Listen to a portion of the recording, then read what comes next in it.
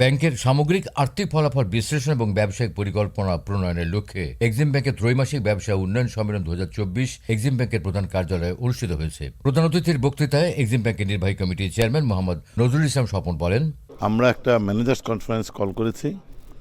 আমাদের third quarter চলে গেল।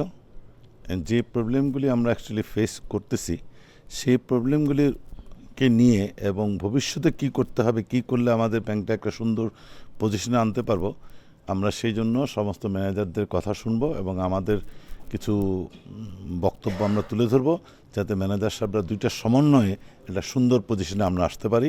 ব্যাংকটাকে এই থার্ড কোয়ার্টারের পরিপ্রেক্ষিতে আমরা একটা জায়গায় আলোচনা করব, যাতে আমরা নেক্সট কোয়ার্টারের মধ্যে এগুলি আপডেট করতে পারি। বিভিন্ন কারণে সুনামটা একটু নষ্ট হচ্ছিল, সেই নষ্টটা আমরা অনেকটা রিকভার করে আসছি।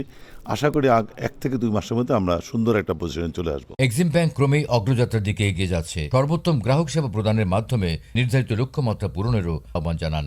কিছুদিন আগে হঠাৎ করে একটা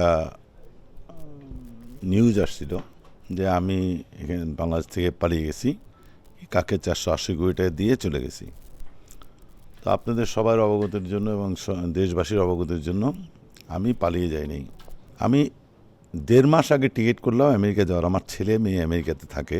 আমি 3-4 মাস পরই 10 দিন থেকে 15 দিনের জন্য যাই।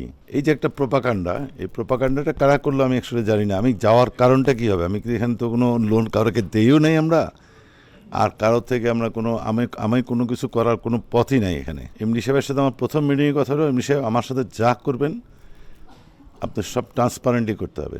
আমি ট্রান্সপারেন্টলি করার চেষ্টা করি, আর আমি পালিয়ে যাওয়ার কোনো কারণই নাই। চেয়ারম্যান হওয়ার পর থেকে কাউকে লোন দিইনি এক টাকাও। বরঞ্চ আমরা চেষ্টা করতেছি সবাই মিলে, আপনাদের যে আমাদের যত ব্যাংকের অফিসাররা আছেন, ম্যানেজাররা আছেন, এমডি ডিএমডি সিনিয়ররা সবাই সহ, আমাদের যে ব্যাড ডেটের লোনগুলি এগুলিকে রিকভার করার জন্য আমরা আপ্রাণ চেষ্টা করতেছি। আমাদের ব্যাংকের কিছু প্রবলেম, বিভিন্ন কারণে সুনামটা একটু নষ্ট হচ্ছিল, সেই নষ্টটা আমরা অনেকটা রিকভার করে আসছি। যে প্রোপাগান্ডাগুলি হয় ব্যাংক সম্বন্ধে, সেই প্রোপাগান্ডাগুলি আসলে আমি সবাইকে অনুরোধ করবো, দেশবাসীকে, আপনারা এই সমস্ত প্রোপাগান্ডার নজর কান দিবেন না। ব্যাংক খুব ভালো অবস্থায় এখনও আছে। সামনের দিকে ইনশাআল্লাহ আমরা খুব ভালো একটা পজিশনে যাব। এক্সিম ব্যাংক একসময় সবচেয়ে ভালো একটা ব্যাংকের মধ্যে একটা ব্যাংক ছিল।